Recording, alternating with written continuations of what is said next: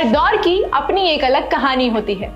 पहले भारतीय सिनेमा सिर्फ सामाजिक बुराइयों पर आधारित कहानियों तक ही सीमित था, लेकिन अब हालात बदल गए हैं।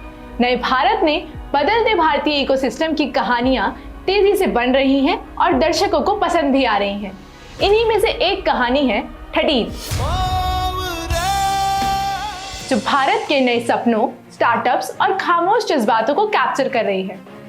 नमस्ते दोस्तों, मैं हूं वंशिका और आप देख रहे हैं इंडिया आउट लाउड का एंटरटेनमेंट सेगमेंट, जहां हम बात करते हैं उन कहानियों की जो सिर्फ स्क्रीन पर नहीं, दिलों पर भी छाप छोड़ जाती हैं।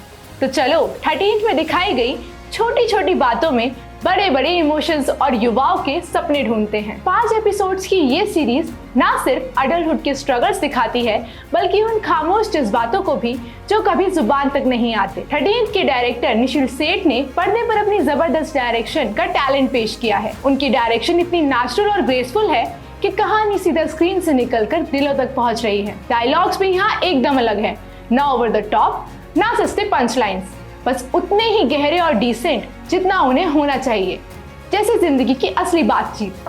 कहानी एक टीचर और स्टूडेंट के बेहतरीन रिश्ते को फिल्माया गया है, जो क्लासरूम से बोर्ड रूम तक साथ चलता है। स्टार्टअप्स पर बेस्ड ये कहानी आपको स्टार्टअप्स में आने वाले उतार चढ़ाव को समझने में भी मदद करती है, क्योंकि कहानी का मेन किरदार देखता है कैसे रियल प्रॉब्लम्स को सॉल्व ना कर कमर्शियल आइडियाज को फंड किया जा रहा है। इसलिए वो नौकरी छोड़ देता है।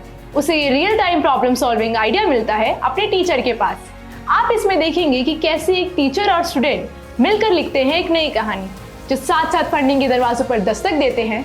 कभी थकते हैं, कभी लड़ते हैं, कभी कभी ठोकर भी खाते हैं, लेकिन हर बार एक दूसरे का हाथ पकड़कर खड़े हो जाते हैं। ओवरऑल ये कहानी उन सपनों तक पहुंच रही है जो फंडिंग टेबल्स और बोर्ड रूम में लिखे जा रहे हैं। 2014 के बाद भारत की कहानी बदली है।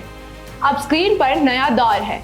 पिक्चर्स और 13 जैसे शोज ने दिखाया है कि स्टार्टअप सिर्फ बिजनेस नहीं, एक जज्बा है, और इसी जज्बे ने आत्मनिर्भर भारत की सोच को ताकत दी है। मिलते हैं अगले एपिसोड में, जो ना सिर्फ आंखों से बल्कि दिल से समझी जाती है। तब तक के लिए keep watching, keep feeling and keep speaking out loud.